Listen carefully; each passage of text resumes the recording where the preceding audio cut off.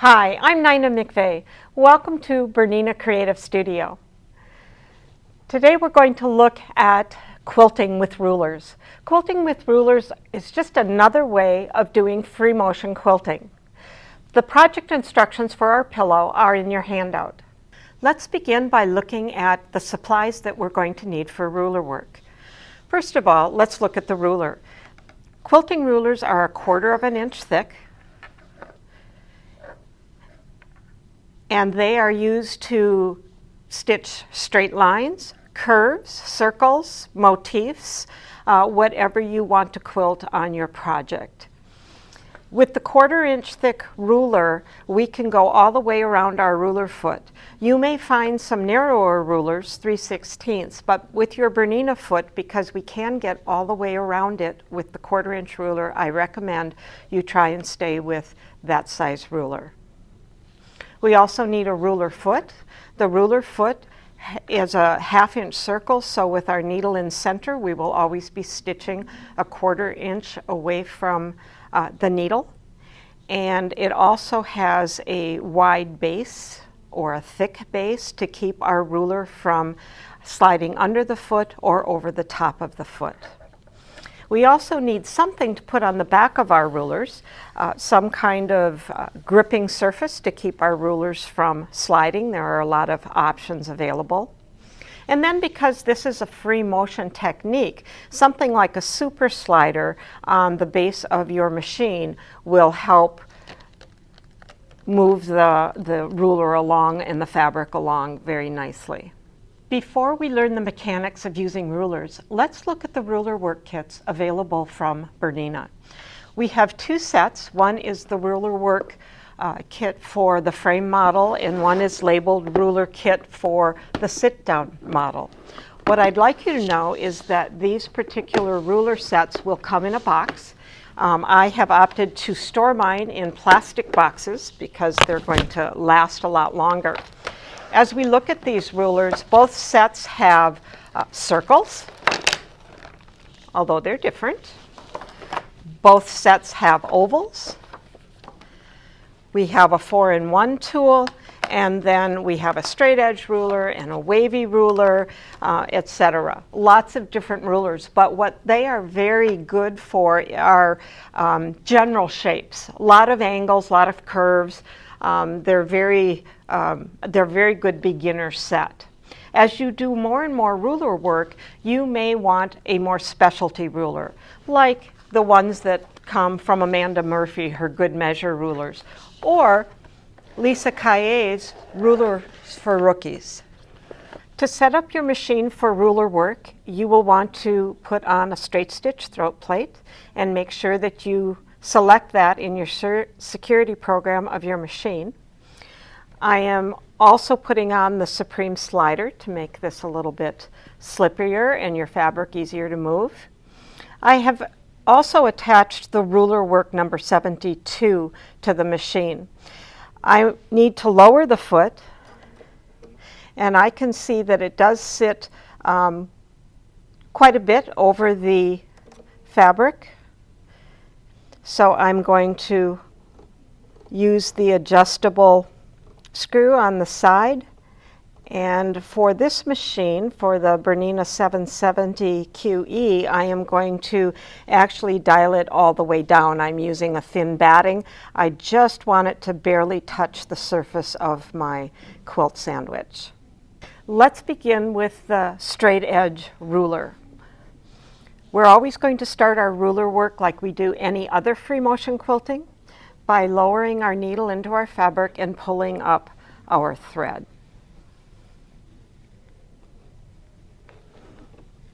And my thread was caught underneath that super slider, so it's going to be a little hard to pull up. Now that I have it, please notice that the foot is down. I'm going to, before I do any stitching, I'm going to make sure that my needle is down. This is a safety.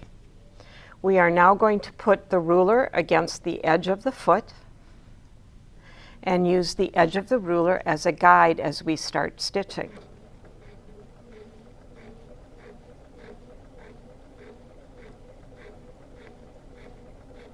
You want to keep your ruler pushed down on the ruler and the fabric at the same time so that you can move them both together.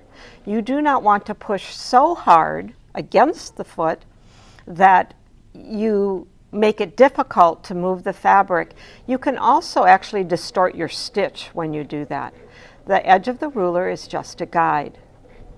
As I am stitching, if my hand is getting too far away from where the stitching is happening, right here by the foot, then I want to move my hand, stop with needle down, and move my hand so I still have stability on the ruler. If I want to stitch a line longer than the ruler, I'm going to stop, and I'm simply going to slide my ruler down.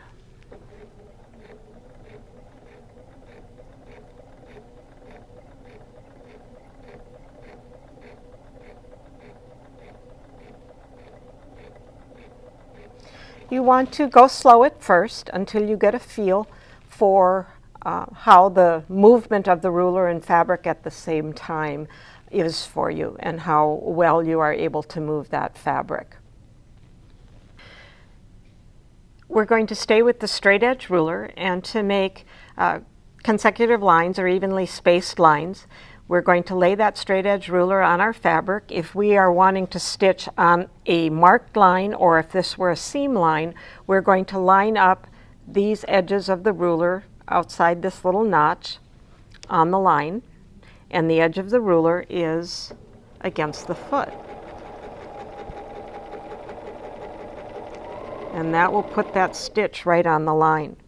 Now if I want to do consecutive lines, I'm going to just stitch over until my line is right along the edge of my ruler foot. That tells me from the needle to the edge of this line is 1/4 of an inch.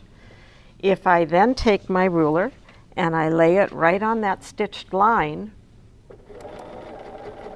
I'm going to have lines that are 1/4 of an inch apart.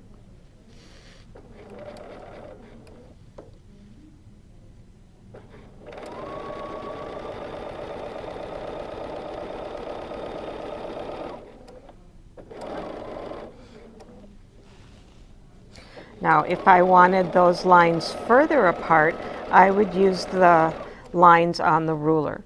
So we can see this first line, this first etched line. If I stitch over, now I'm going over 1/2 an inch, and I'm lining that etched line up with my stitching. So I've now got lines that are 1/2 an inch apart. When you have mastered the straight edge ruler, try a circle ruler. It's a little bit different feel. And the tendency may be to wander away from the circle. But you can always stop, readjust your hands.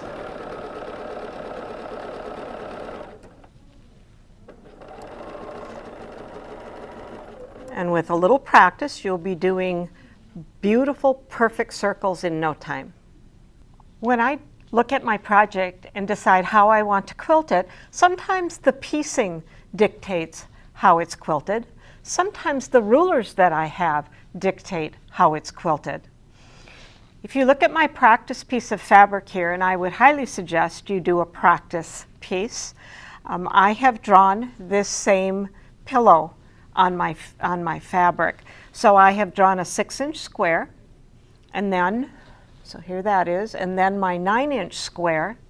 I've also drawn horizontal, vertical, and diagonal centering lines. I am going to use rulers from both the sit-down set and the frame set. So I'm using our nested rulers from our frame set, and from the sit-down set I am using our straight edge ruler, our nested ovals, and nested circles. We're going to begin by doing circles in the center of our pillow. These will be like a kaleidoscope design. You may have noticed that I have a lot of blue painter's tape on my rulers. That just helps hold my nested circles together because I'm going to be using the very smallest inside circle. I've put the ruler underneath my foot, but I want to raise that thread right in the very center where all of my lines intersect, in the center of my pillow.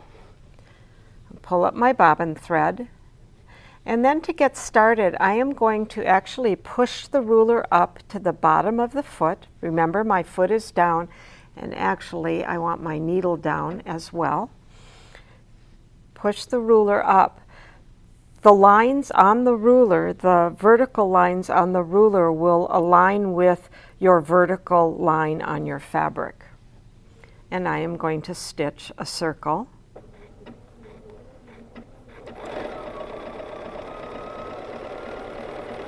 Stitching all the way around to where I started.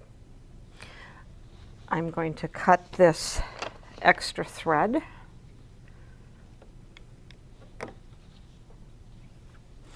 I am now going to take that ruler and I am going to push it over to the left, or I'm sorry, to the right, but I want the left side of my circle, inside circle, aligned with the left side of the foot. And I now can see that my lines marked on my ruler are lined up with my horizontal line. And I'm going to stitch again.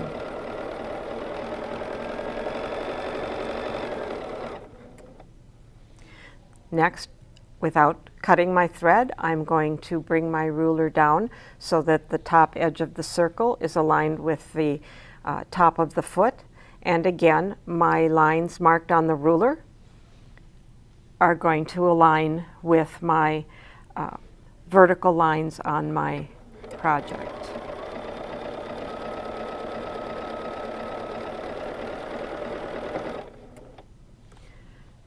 And my last circle, I'm going to move my ruler over, and you can see that I'm filling in that last circle, and I have pushed it over to the right side of the foot.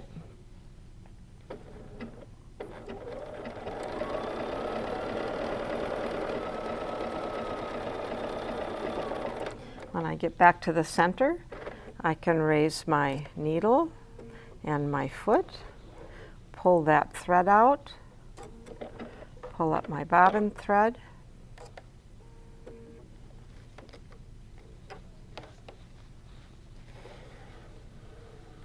oops, and there you have your kaleidoscope. We are now going to stitch 2 more circles around the outside of this kaleidoscope design. You'll notice that I am using a single circle. This is from our nested circles from the frame set, and we're stitching around the outside. The circles in the center that we just got done stitching were from the sit-down set, and they were stitched on the inside of the circle. 2 different feelings when you are stitching around in a circle. And remember, anytime you feel you want to stop and readjust your hands or the ruler, you can do that. You do not have to do this all in one motion. So I'm going to get back to the beginning, secure my threads, and cut them. I'm then going to go to my larger circle, and that's why these are so versatile. There are so many different sizes. With these rulers, there are markings on them, so actually the markings, the little etched lines, are all lined up with the exact lines that I have on my fabric: horizontal, vertical, and diagonal. Lower my foot, raise that needle to get my thread up,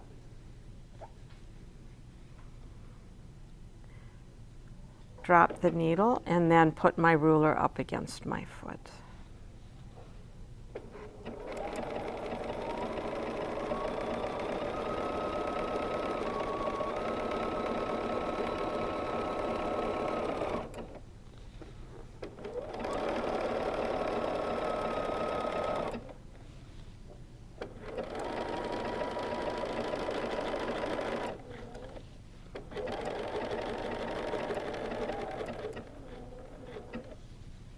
Okay, we're all the way around and we've got two concentric circles. Next we're going to put a half circle, a 3-inch half circle around the outside of our 9-inch square. Now I can take a circle like this, a full circle, and I can use just half of it. Often this is where I would place painter's tape across it, so I always knew where to line it up on the line. But this being a 3-inch circle actually matches the top of my straight edge ruler. So I'm going to use my straight edge ruler because it's a little bit easier for me to hold on to. And I'm just going to stitch around the top of this from one side to the other. As a new ruler quilter, I have also put little marks every 3 inches so that I can keep myself on target just in case my ruler would slip. It's not necessary once you feel comfortable.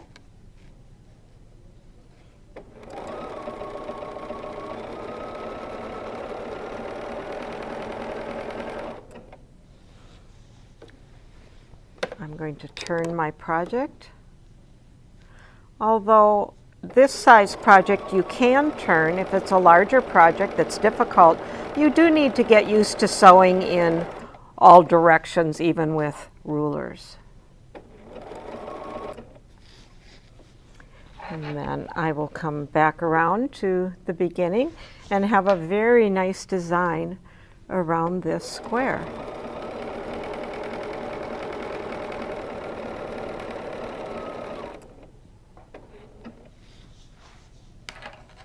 And there you are.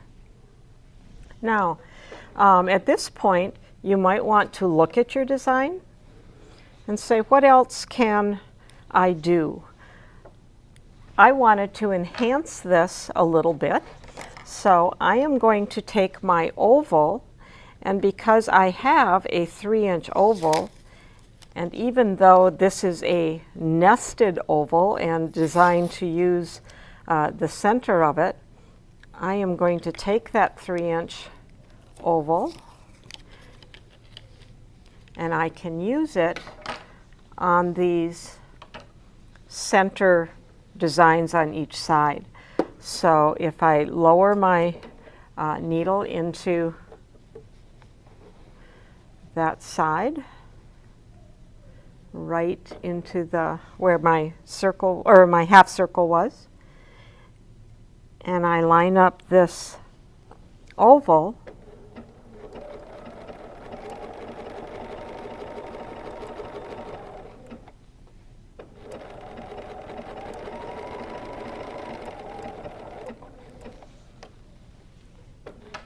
cut my threads,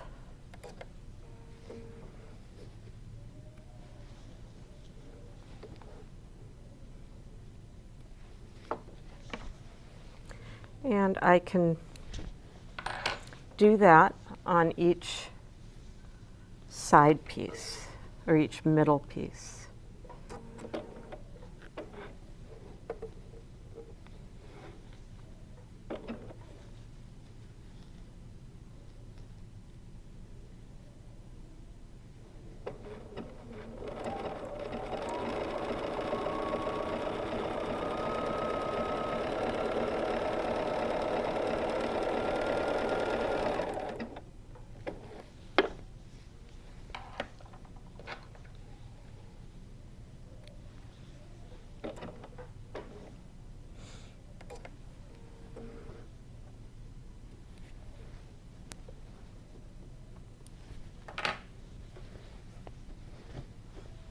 Do one more side here. Lower the needle into the half circle. Pull up the bobbin thread.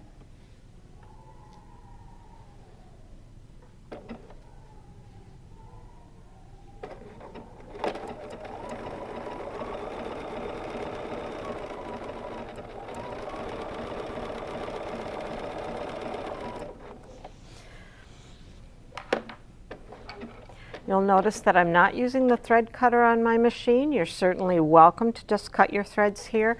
I do like to pull out a thread tail, even though I'm cutting it here for our purposes. I like to pull out that thread tail and take care of my threads on the back side. So there's that extra enhancement. Now you kind of want to look at this and say, what else do I want to put on here? Well, maybe I want to use a circle, and if I put my needle down right here at this intersection, and I'm looking at this diagonal line, let me put my foot down, and I put this ruler against the foot, I'm going to position it so that I'm 1/4 of an inch away from my circle. Now the best thing to do to make sure that you're consistent all the way around is at this point you want to take a piece of painter's tape, put it on your ruler so that it is matching that. I'm looking at the drawn line here. So now if I put the edge of the tape on the drawn line,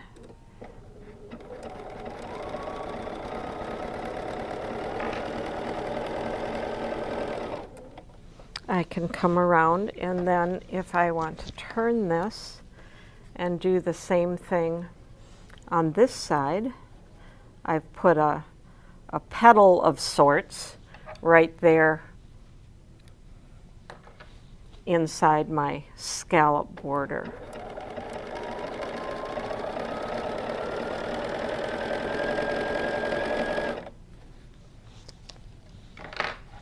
And there you have that.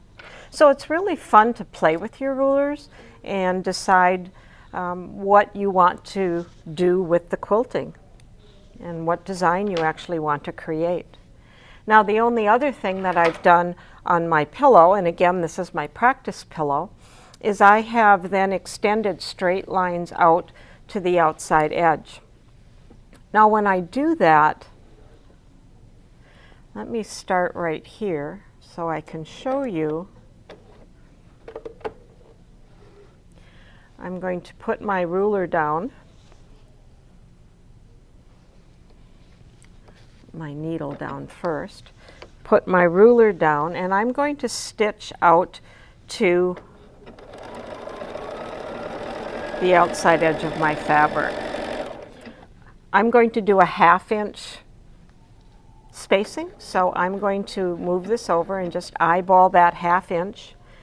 Place my ruler on here and then adjust my stitching if I need to. Stitch back towards my design.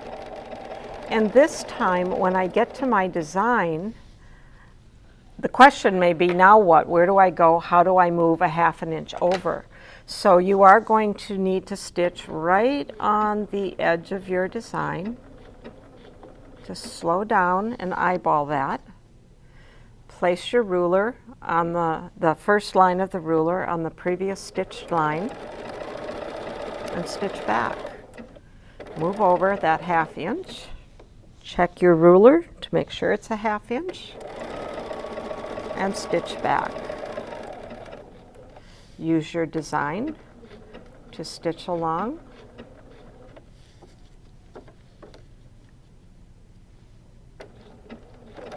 And stitch back. And you're going to go all the way around the pillow, stitching evenly spaced lines. After you've done all your ruler work, don't forget that you can combine it with free motion stitching. And that just enhances that design that you've created with rulers.